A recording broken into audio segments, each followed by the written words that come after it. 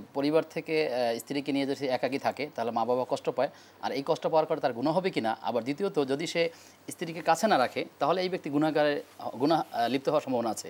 তো আসলে সমন্বয়টা কিভাবে করবে? জাযাকাল্লাহ খায়ের, খুবই গুরুত্বপূর্ণ বিষয় আপনি উপস্থাপন করেছেন এবং দিয়েছেন। এক্ষেত্রে একজন পুরুষ যখন সে শহরে থাকবে, স্বাভাবিক কারণে তার একজন যুবক হিসাবে তার স্ত্রীকে রাখতেই হবে, রাখা দরকার সেই গুনাহ থেকে বাঁচার জন্য। এটা তো বিবাহের দাবি, বিবাহের দাবি, এবং বিবাহটি একটি চাহিদাও, একটা অধিকারও সেটি। এখন যদি এমনটা হয় তিনি রাখছেন আর সেক্ষেত্রে পিতামাতা অসন্তুষ্ট হচ্ছেন, পিতামাতা অসন্তুষ্ট হওয়ার কোনো সুযোগ নেই, তাদেরকে এক্ষেত্রে স্যাক্রিফাইস করতে হবে। পিতামাতাকে স্যাক্রিফাইস করে যে আমার ছেলে তার পুত্রবধূকে সেখানে রাখতে হবে, আমি সেই সুযোগ দিয়ে দেব। এখন রাখছে বলে আবার পুত্রবধূ তার শ্বশুর শাশুড়ির সঙ্গে সম্পর্ক রাখবে না, এটি নয়।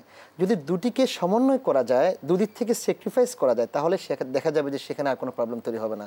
আর সেই স্যাক্রিফাইসটি পুত্র কাছ থেকেও হবে, ওয়াইফের কাছ থেকেও হবে, এবং আপনার মা বাবার কাছ থেকেও হবে। জি জি, শুক্রিয়া, চমৎকার করে আসলে ব্যাখ্যা দিয়েছিলেন। অনেক পরিবারে এমন দেখা যায় যে যার স্ত্রী, ওই ব্যক্তি অনেক সময় চুপ থাকেন, কখনো কখনো তার স্ত্রীকে তার ভাইয়েরা গালমন্দ করেন, কথার অত্যাচার করেন, কখনো তার শ্বশুর শাশুড়ি অত্যাচার করেন, অথবা তার ননদ যারা থাকে তারাও অত্যাচার করেন।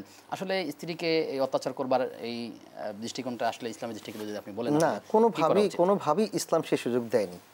এখন তিনি একজন বোন, তার অন্য একটা ঘরে এসেছেন পুত্রবধূ হয়ে, তার অনেক অধিকার রয়েছে, আর তার সম্মানও রয়েছে, মর্যাদাও রয়েছে। সেক্ষেত্রে যখন সে তার পুরো জীবনের 18 বছর 20 বছরের জীবনটাকে একদিকে রেখে অন্যটা ঘরের মধ্যে আসলেন, সেক্ষেত্রে সেই ভাইয়ের পরিবারের সদস্যদের উচিত হচ্ছে সেই বোনটাকে পরিপূর্ণভাবে, তার বোনদের উচিত বোন হিসেবে গ্রহণ করা, আবার শাশুড়ির উচিত হচ্ছে তাকে মেয়ে হিসেবে গ্রহণ করা। এটি হচ্ছে আমাদের ফ্যামিলি ক্রাইসিসের অন্যতম আরেকটি কারণ। আমরা শাশুড়িরা কি করি, আমার মেয়েকে যে চোখে দেখি আমার পুত্রবধূকে আমরা সেভাবে দেখি না। মেয়ের ক্ষেত্রে মেয়ে যা কিছু করবে সব কিছুতে আমি খুশি। যখন মেয়ের জামাই একটা ভালো কাজ করে, ভালো জায়গা নিয়ে যায়, ভালো রেস্টুরেন্টে নিয়ে যায়, বা কোনো পাকের ক্ষেত্রে সহযোগিতা করে, তখন আমরা সেটাকে প্রাউড ফিল করে আমরা বলছি আমার মেয়ের জামাই অনেক ভালো, সে আমার মেয়েকে অনেক হেল্প করে। কিন্তু সেই কাজটি যখন তার পুত্রবধূর সঙ্গে করেন, তখন মা বলেন যে আমার ছেলে বউয়ের গোলাম হয়ে গিয়েছে। এটা আমাদের বড় একটি সমস্যা তৈরি করছে আমাদের ফ্যামিলিতে। তো এটি করা যাবে না। 2 নম্বর হচ্ছে মারামারির ক্ষেত্রে গায়ে হাত দেওয়ার তো কোনো অধিকারই নাই, কোনো সুযোগ নেই। 3 নম্বর হচ্ছে গালমন্দ করা। যে ব্যক্তি গাল দিবে সে ফাসিকে নিমজ্জিত হয়ে যাবে, সে দিন থেকে বের হয়ে যাবে, তার আমলগুলো নষ্ট হয়ে যাবে। রাসূল সাল্লাল্লাহু আলাইহি ওয়াসাল্লাম একদিন সাহাবায়ে কিরামদেরকে নিয়ে বসে রইলেন। বসার পর তিনি বললেন, আমার সাহাবীরা, আতাদরুনা মাল মুফলিস, তোমরা কি জানো মুফলিস কাকে বলে? মুফলিস একটি আরবি শব্দ যার অর্থ হচ্ছে দেওলিয়া, যার অর্থ পয়সা নেই। তখন সাহাবায়ে কিরাম বললেন যে মাল্লা দিনার আলাহু ওয়ালা দিরহাম, যার দিনার নাই, দিরহাম নাই, অর্থ নাই, সেই তো হচ্ছে মুফলিস। আল্লাহ বললেন না, সেই মুফলিস না, বরং মুফলিস হচ্ছে আমার উম্মতের সেই লোকগুলো যারা অনেক আমল নিয়ে উপস্থিত হবেন, অনেকবার হজ করেছেন, সিয়াম পালন করেছেন, সলাওয়াতগুলো সুন্দরভাবে আদায় করেছেন, কিন্তু এত কিছু করার পরও কিয়ামতের মাঠে সে জাহান্নামী হয়ে যাবে। সাহাবায়ে কেরাম বিস্মিত হলেন, ইয়া রাসূলুল্লাহ, এটি কিভাবে? একজন লোক জান্নাতে যাওয়ার জন্য তো সে ভালো কাজ করলেই যথেষ্ট।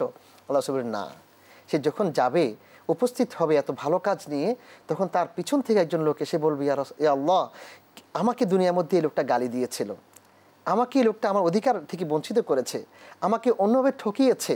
তখন সেই লোকটা তার নেক আমল থেকে, হাসানাত থেকে ওই লোকটাকে ভাগ দিতে হবে।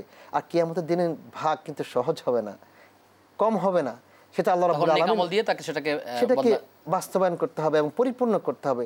আর দিতে এভাবে সে শেষ হয়ে যাবে, তার হাসানাতগুলো যখন শেষ হয়ে যাবে, সে জাহান্নামের মধ্যে নিক্ষিপ্ত হবে।